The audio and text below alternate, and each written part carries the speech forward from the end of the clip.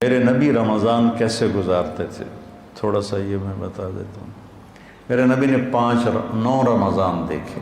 جب آپ تشریف لے گئے تو ہجرت کے دوسرے سال جب جنگ بدر ہوا ہے، شعبان میں رمضان کے روزے فرض ہوئے۔ یا ایھا الذین آمنوا کتب علیکم الصیام کما کتب علی الذین من قبلکم لعلکم تتقون۔ دیکھو، جب آدمی کلمہ پڑھتا ہے تو خیر البریہ بنتا ہے۔ ان الذین کفروا من اہل الکتاب والمشرکین فی نار جہنم اولئک ہم شر البریہ، تو وہ انسان بھی نہیں رہتے۔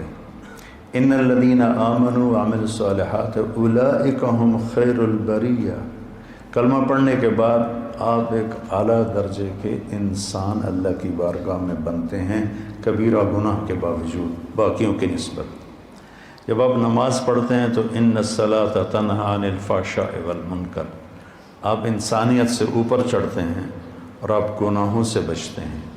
اور بے زکوٰۃ لتزکیہم بہا، زکوٰۃ اندر کا، چونکہ جب آدمی مال لگاتا ہے نا تو نفس ٹوٹتا ہے، نفس کے ٹوٹنے سے تزکیہ ہوتا ہے۔ تطہرہم بہا وتزکیہم، مال پاک ہوتا ہے اور نفس بھی پاک ہوتا ہے۔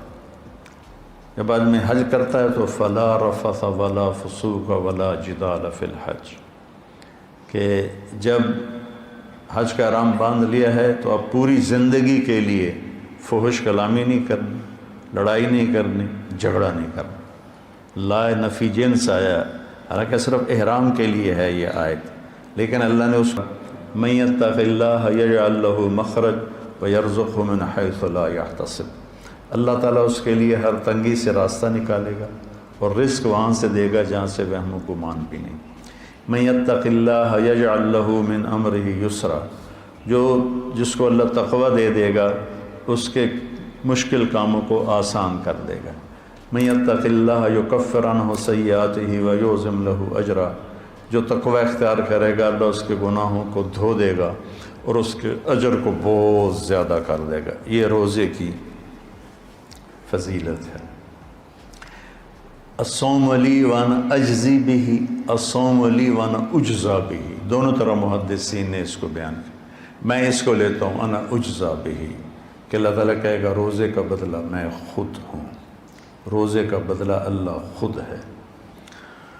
تو میرے نبی پاک صلی اللہ علیہ وسلم نے 9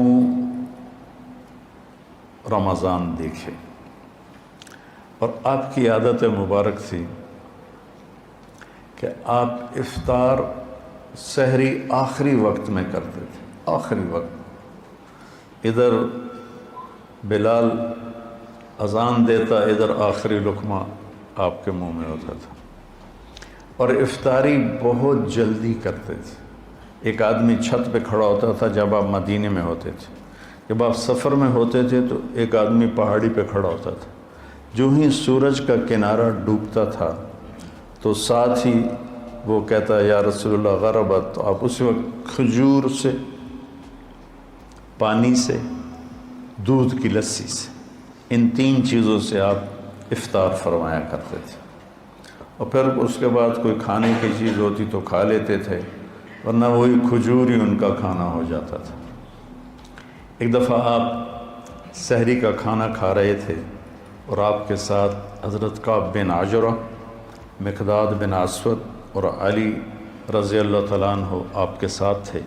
بکرے کی سری پکی ہوئی تھی اور آپ سحری کھا رہے تھے۔ تسحروا،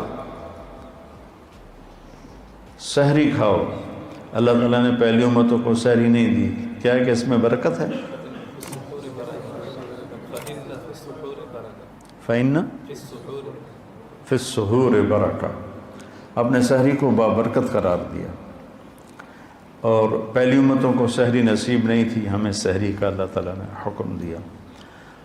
تو حضرت بلال آئے اور آ کر کہنے لگے یا رسول اللہ لقد اصبحت، صبح ہو گئی ہے، آپ کھانا پینا چھوڑ دیں۔ جب کبھی بجلی نہیں ہوتی تھی گاؤں میں 70 کی دہائی میں، تو میں جب گھر آتا تھا تو گھر کی چھت، ہمارے گھر کی چھت بڑی اور چڑھ پر چاروں طرف اندھیرا ہوتا تھا، میں صبح و صادق کی لکیر کو نکلتے دیکھتا تھا۔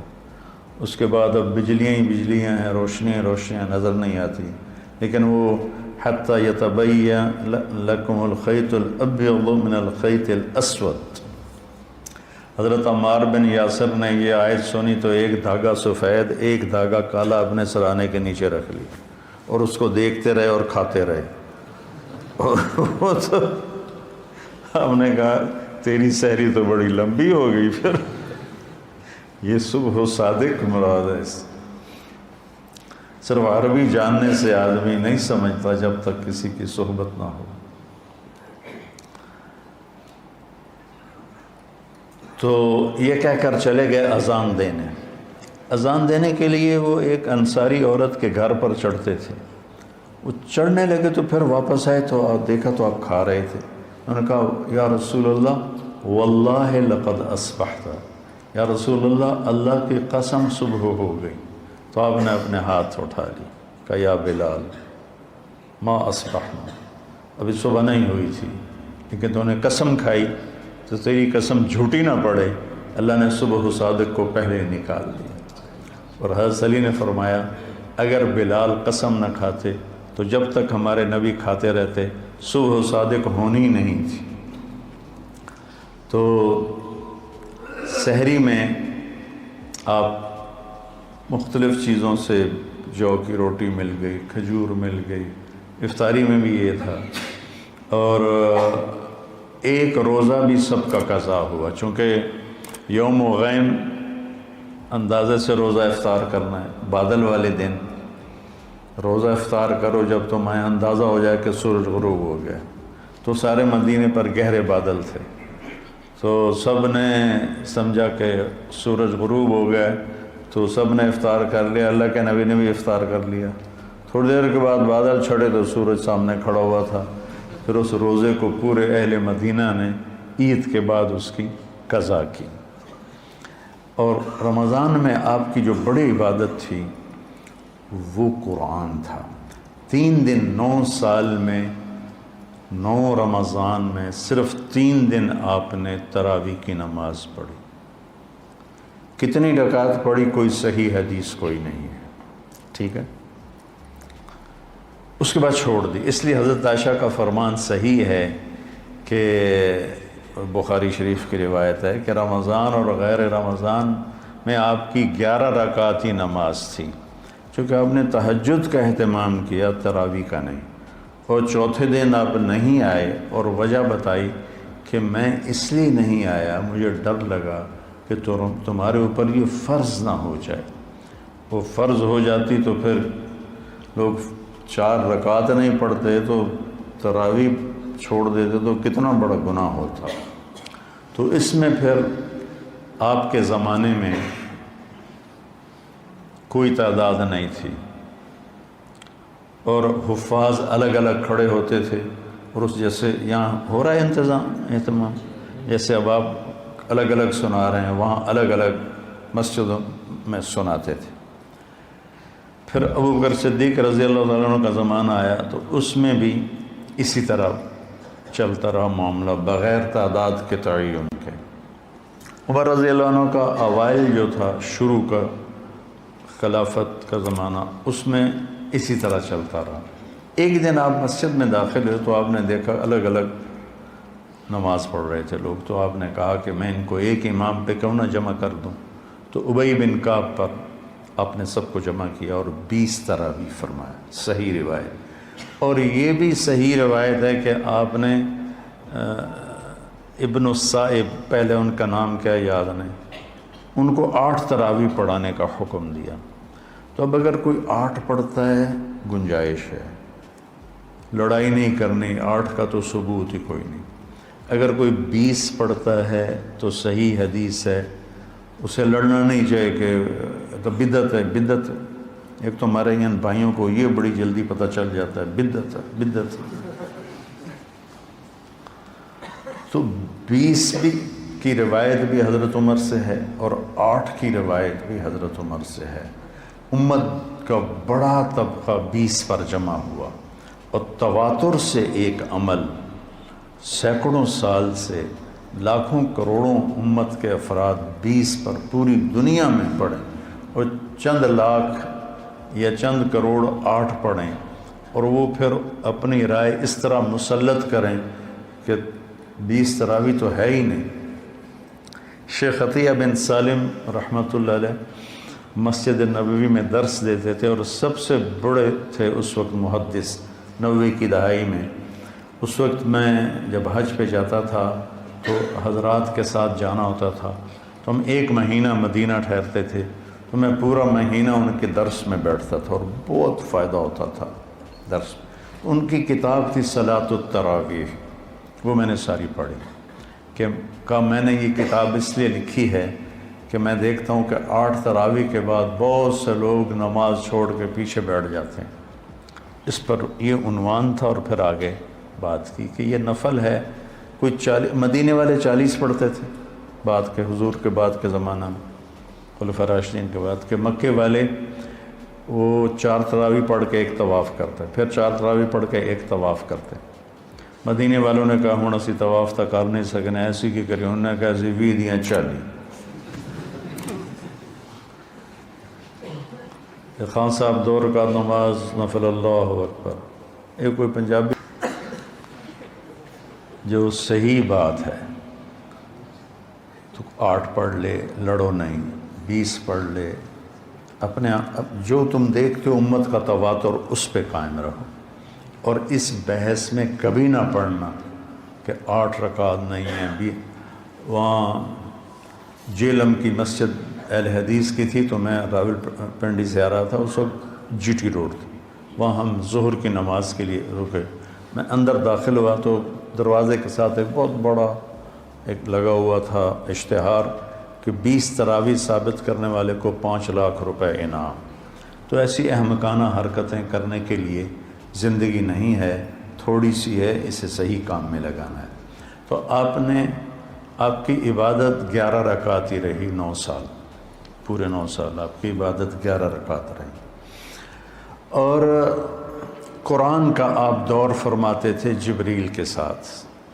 رمضان میں جبریل آتے تھے، اب ایک قرآن غالباً جبریل سناتے ہوں گے، ایک قرآن اللہ کے نبی سناتے ہوں گے۔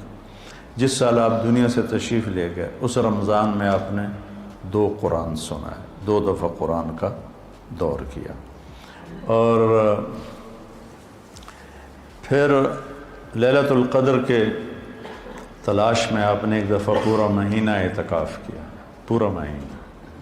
پھر اس کے بعد فرمایا کہ اس کو آخری 5 راتوں میں تلاش کرو، 21، 25، 21، 23، 25، 27، 29، اس میں اس کو تلاش کرو۔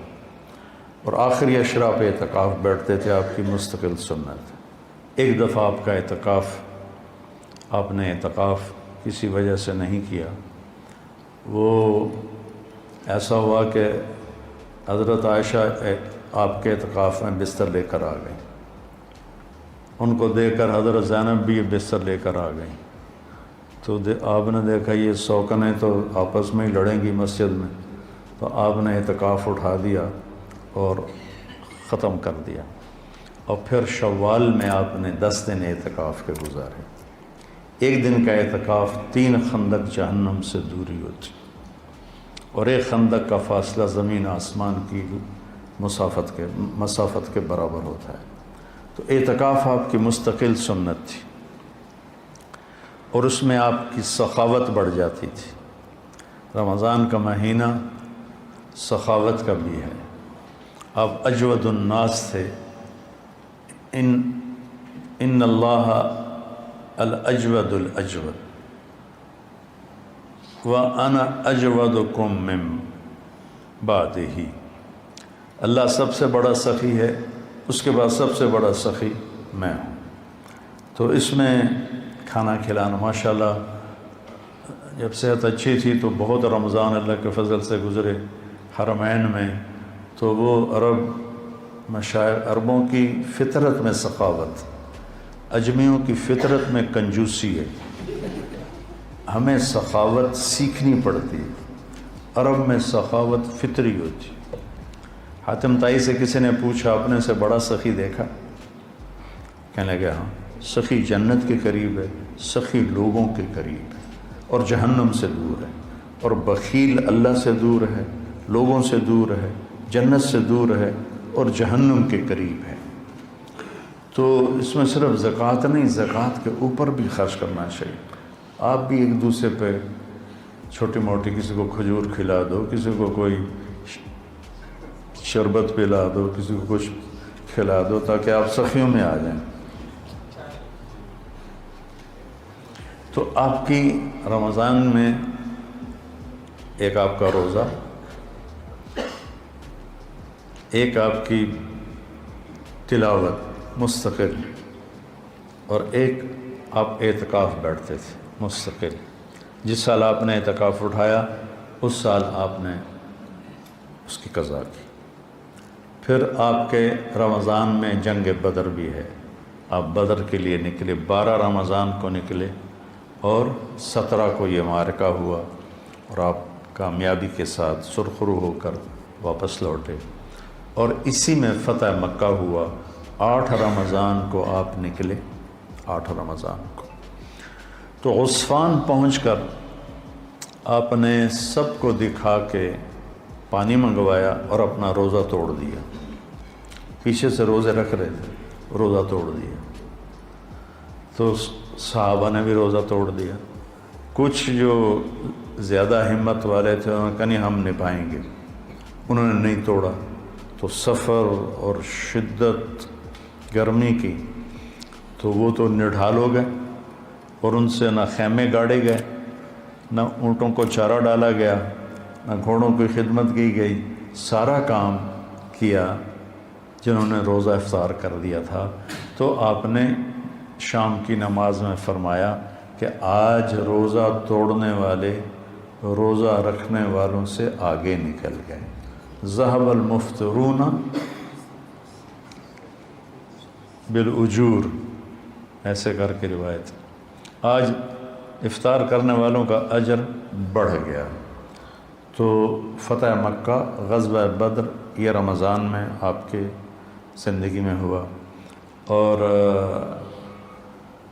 اعتکاف میں آپ تشریف فرما ہوتے تھے تو آپ سر کھڑکی میں کر دیتے تھے، حضرت عائشہ آپ کے سر کی کنگھی کر دیتی تھی، سر اپنا باہر نکال دیتے تھے، اور حضرت عائشہ کیا ہے اسطوانۃ السریر، چارپائی والا، کیا اس کو کہتے ہیں، ستون، وہاں آپ کے لیے چارپائی بچھائی جاتی تھی، آپ اس پر آرام فرماتے تھے، تو اس کا نام ہے اسطوانۃ السریر۔ تو ساتھ ہی حضرت عائشہ کا حجرہ تھا، تو آپ اپنا سر اندر کر دیتے، چونکہ آپ نے ہمیشہ بڑے بال رکھے۔ جب آپ نے حج کیا تو آپ کے بال اتنے بڑے تھے کہ 4 گتیں اس کی بنائی گئیں، 4 گتیں، جیسے عورتوں کی 2 ادھر 2 ادھر، تاکہ بال بکھرے نہیں۔ لیکن عام طور پر آپ کے جو بال تھے یہ کان کی لو تک ہوتے تھے، ایسے کر۔ تو یہ میرے نبی کا رمضان ہے، اس کے ظاہری اعمال ہیں۔ اور ایک اندر کی بات ہے، وہ یہ ہے بیٹا کہ اپنے دل کو بغض سے صاف کرو، نفرت سے صاف کرو، حسد سے صاف کرو۔ یہ تمہارے دل کا روزہ ہے، تمہارے صدر سینے کا روزہ ہے۔ جس کسی سے لڑے ہوئے ہو اسے معاف کر دو، جس کسی کی نفرت ہے اس کو دل سے دھو دو، جس کسی کے ساتھ تمہارا معاملہ خراب ہے اس کو اللہ کے سپرد کر دو۔